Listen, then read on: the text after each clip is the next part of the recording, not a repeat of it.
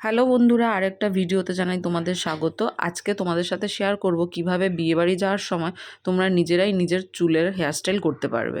খুব সহজ টেকনিকের মাধ্যমে 15 থেকে 20 মিনিটের মধ্যে তোমরা এই হেয়ারস্টাইলটা করে নিতে পারবে। দেখো আমি কি কি স্টেপগুলো এখানে ফলো করছি। তোমরাও তোমাদের সুবিধা মতো আর পছন্দ মতো এরকম হেয়ারস্টাইল বাড়িতে করে নিতে পারো। প্রথমে আমি মাঝখানে শীতে করে নিয়েছি। শীতে করে ভালো করে চুলটাকে আঁচড়িয়ে নিতে হবে। তারপর ইয়ার টু ইয়ার সেকশন তুলতে হবে। ইয়ার টু ইয়ার সেকশনটা হচ্ছে বাঁ কান অথবা ডান কানের যে কোনো একটা কানের গোড়া থেকে পরের কানের অংশ পর্যন্তকে ইয়ার টু ইয়ার সেকশন বলা হয়। তারপর আমি এখানে আমার সামনের যে চুলগুলো, ফ্রন্টের যে হেয়ারগুলো রয়েছে সেই হেয়ারগুলোকে আমি ক্রিম্পিং করে নেবো। এক এক করে এরকম করে ক্রিম্পিং করে নিতে হবে। তোমরা তোমাদের সুবিধার্থে যেরকমভাবে সম্ভব তোমরা নিজেদের হেয়ারের ক্রিম্পিং করে নিতে পারো। হ্যাঁ, তবে মনে রাখবে ক্রিম্পিং করাটা খুবই জরুরি একটা স্টেপ। তার কারণ ক্রিম্পিংটা করলে চুলের ভলিউমটা অনেকাংশে বেড়ে যায়। এইভাবে তোমরা ভালো করে ক্রিম্পিং করে নেবে। ক্রিম্পিং করলে দেখবে যে চুলের ভলিউমটা অনেকটা প্রচুর পরিমাণে ফুলে গেছে। তো সাধারণত এই যে মেসি বান টাইপের যে আমি হেয়ারস্টাইলটা আজকে তোমাদেরকে দেখাবো, সেটাতে অনেকটা বাউন্সি চুল বা ফোলা চুলের প্রয়োজন হয়। তো দেখো আমি সামনের চুলটাকে ভালো করে ক্রিম্পিং করে নেওয়ার পরে আমি আবারও এখান থেকে ইয়ার টু ইয়ার সেকশন তুলছি।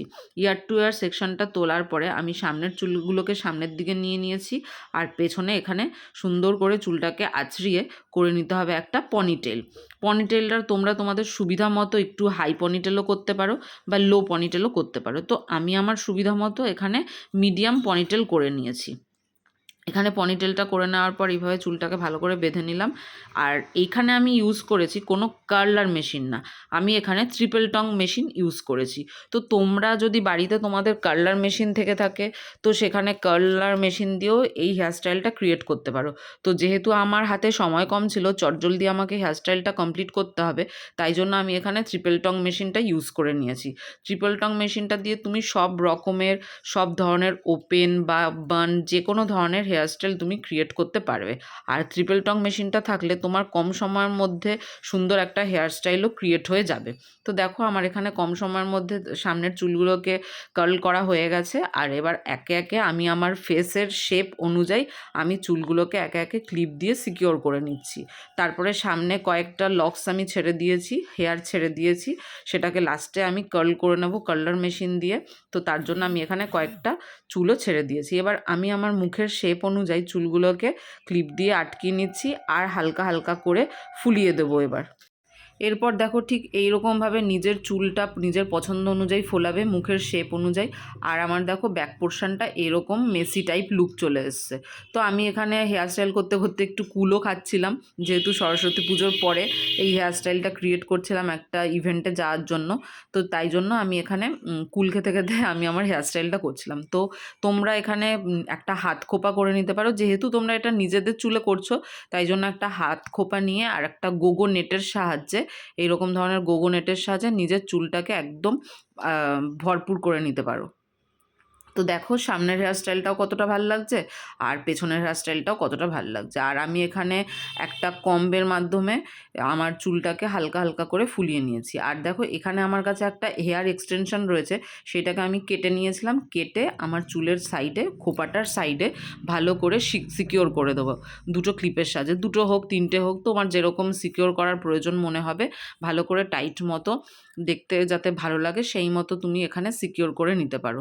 তো কি বলো তো, এরকম যদি তুমি ফলস হেয়ার এক্সটেনশনগুলো লাগাও তাহলে তোমার এখনকার দিনে যে ফুলের প্রচুর দাম থাকে, তো সেই ক্ষেত্রে তুমি ফুলের খরচাটাও বেঁচে গেল। আর দেখো এখানে একটা মেসি লুকও ক্রিয়েট করা হয়ে গেল। তো এরকম যাদের পেছন দিকটা আমার মতো অল্প চুল রয়েছে তারা এখানে বান ইউজ করতে পারো, অথবা এখানে কোকোনাটের সাহায্যে নিজেদের চুলটাকে তোমরা ঠিকঠাক করে বেঁধে নিতে পারো। তো আমি এখানে নিজের পেছনটা দেখতে পাচ্ছিলাম না বলে, পেছনের হেয়ারস্টাইলটা, তাই জন্য আমি এখানে আয়নার মাধ্যমে আমার পেছনের হেয়ারস্টাইলটাকে ঠিকঠাক করে নিচ্ছিলাম। এখানে আরও একটা কথা বলি, যারা মনে করবে যে তোমরা তোমাদের নিজেদের চুলে অরিজিনাল ফ্লাওয়ার লাগাতে পারবে, তারা নিজেদের চুলে এখানে হেয়ার এক্সটেনশানটার বদলে অরিজিনাল ফ্লাওয়ার দিয়ে পুরো চুলটাকে কভার করতে পারো। তো আমি এখানে অরিজিনাল ফ্লাওয়ারটা সেই সময় পাইনি শর্ট টাইমের জন্য, তাই জন্য আমি এখানে করেছি, হালকা হেয়ার এক্সটেনশান ইউজ করেছি। আর দেখো এখানে আমি একটা সেটয়েড জেল ইউজ করছি, যাতে আমার সামনের কার্লসগুলো অনেকক্ষণ পর্যন্ত, প্রায় যতক্ষণ পর্যন্ত না জল পড়বে ততক্ষণ পর্যন্ত হেয়ারের কার্লটা যেন অ্যাজ ইট ইজ থাকে। তো আমি এখানে একটা 18 কি 19 নাম্বার টঙের মাধ্যমে, কার্লার মেশিনের মাধ্যমে আমি এখানে আমার চুলটাকে কার্ল করে নিচ্ছি। সবসময় মনে রাখবে, যে কোনো সেটয়েড জেল বা মারভেক জেল যদি তোমাদের কাছে না থাকে, অনেকেই তো ধরো প্রফেশনাল মেকআপ আর্টিস্ট বা প্রফেশনালভাবে সাজো না, সবাই তো ঘরোয়াভাবেই সাজো, সেই ক্ষেত্রে তোমরা মারভেক জেলের বদলে তোমরা এখানে সেটয়েড জেলও ইউজ করে নিতে পারবে। তো দেখো আমার কার্লসটা কতটা স্টে করে গেছে, আর এখন আমি আমার নিজের চুলটাকে ভালো করে সেট করে নিচ্ছি। তো ভিডিওটা কেমন লাগলো জানিও।